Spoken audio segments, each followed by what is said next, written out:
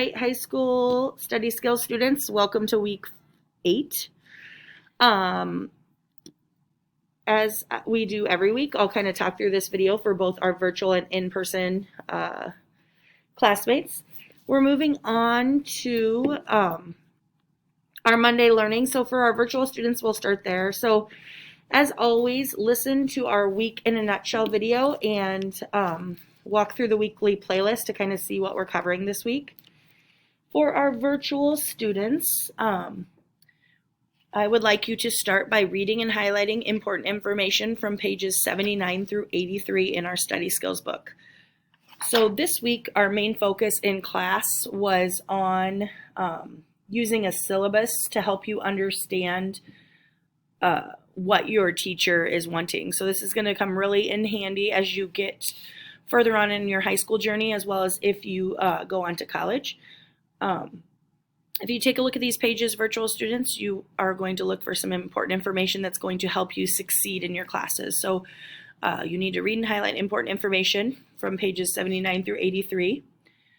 You do not need to submit anything on Google Classroom for this, but I just want you to really take your time and study those important parts on a syllabus, because you're going to be applying this knowledge later on in the week when you create your own course syllabus for a class that you are going to create on your own. So for our in-person students, you'll obviously be in class today. So when you're done with class, you can listen to that week in a nutshell and listen to this video and make sure that you understand what your assignments are for this week. So on to on to Tuesday. Let me backtrack one thing here real quick for our virtual students. I forgot one thing. You do have one assignment that you're going to be turning in for today.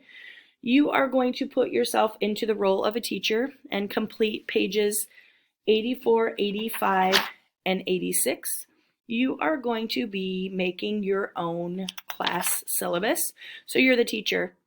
You're going to create your own course. It could be something fun. Maybe you're teaching a cooking course.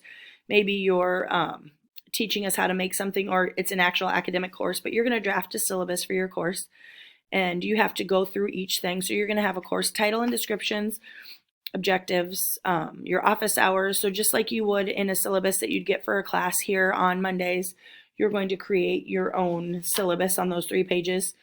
You will be uploading a picture of all 3 pages to Google Classroom as part of your assignment. So that will be located on this Monday's learning, and this is for our virtual students, because our in-class students will be doing this in class. If you don't get finished in class, this will be finished at home. All right, on to Tuesday. You're going to take that information that you learned from our Monday learning, both in class and virtually, and you're going to apply those skills you learned as you look through pages 87 and 88 in your study skills book. So read each question and decide what you think the most appropriate answer is. So for instance, number 2 says you need to talk to your teacher about a grade you received on your English Lit essay. Because of the short passing period, she prefers not to talk to students immediately after class. She holds regular office hours. Where can you find her office hours, office location, and contact information? So you're going to look back through the information you've learned about using a syllabus to help you, navigate your courses, and you're going to find what section you would look for. So if you take a look back at the previous pages in this chapter, this syllabusted chapter, you're going to see that you're going to need to look in the teacher's contact information to find that information. So you're going to write where you find it. So as always, when you're completing assignments in your study skills book, make sure when necessary that you're writing in complete sentences and using your proper, writing mechanics. All right, for Wednesday, we're moving on to the next chapter, and we're learning about a new topic. Some of you might be familiar, and some it might be a new word. We're moving on to something called schema. So you're going to be learning all about schema. You're going to be reading pages 89 through 93 in your study skills book and taking notes on these and uploading it to Google Classroom. Think about what schema can do for you, and then different ways you can activate schema. So just with what I'm kind of talking about now, you might gather that schema might be things that you already have some knowledge about. To reinforce these skills, you're going to be watching the Edpuzzle video that is posted on Google Classroom. Use the link that's posted to our classroom page to navigate you there. And this is a little different than some of the videos we've done in the past because there's actually no questions that you need to answer. It's just a video you want to watch. I want you to do this to kind of supplement the information that you're looking at in our study skills book. So this will reinforce your learning. For Thursday,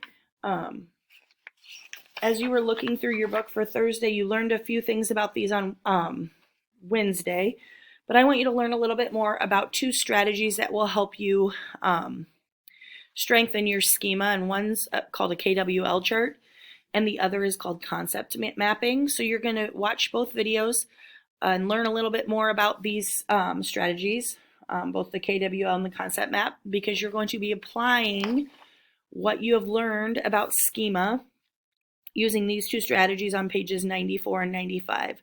So if you take a look at these pages, page 94 asks you to first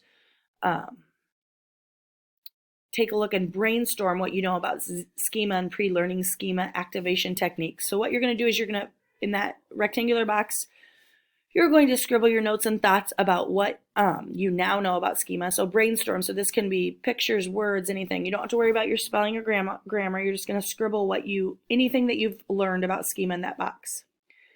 Then you're going to apply that KWL strategy for number 2. So you're going to tell us a little bit what you already knew about schema, what you still want to know. Maybe you still have some questions.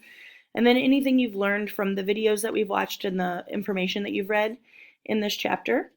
So you'll go on to page 95 and do complete number 3 and 4 as well. So number 3 says self-quiz. If you quizzed yourself about schema and activation techniques, what 3 questions would you ask? And then write your answer. So what questions would you ask yourself about schema, and how would you answer those? And then for number 4, you're going to apply that concept map strategy and tell me any schema activation techniques you know. So any strategies you know that you can activate your schema on there. You will most likely not fill all of the bubbles, but I would like you to try to fill at least 10 to get full points for that page. All right, and last but not least, we're going to do what we do every week, and we're going to apply our skills. So you need to take a look at pages 96 and 97 in your study skills book. And you are going to think about each question and answer your questions in complete sentences. So for instance, number 1 says, your teacher just assigned a book called The Pearl. Other than the fact that it was written by a guy named John Steinbeck, you know nothing about it. How can you build a schema for The Pearl? So you need to really think about that, evaluate that question, and then answer that question. So how can you use your schema to really activate that prior knowledge? So as always, all homework is due Sunday night by 11:59 p.m. You can schedule your week how you see fit and what works best for your family. But remember, the reason that we kind of schedule your homework out throughout the week is to help you learn how to manage time and to get a good 30 minutes or so of homework in a day, so you're not having to do it all on the weekend when you really would like to do other things. So feel free to contact with questions, and have a great week.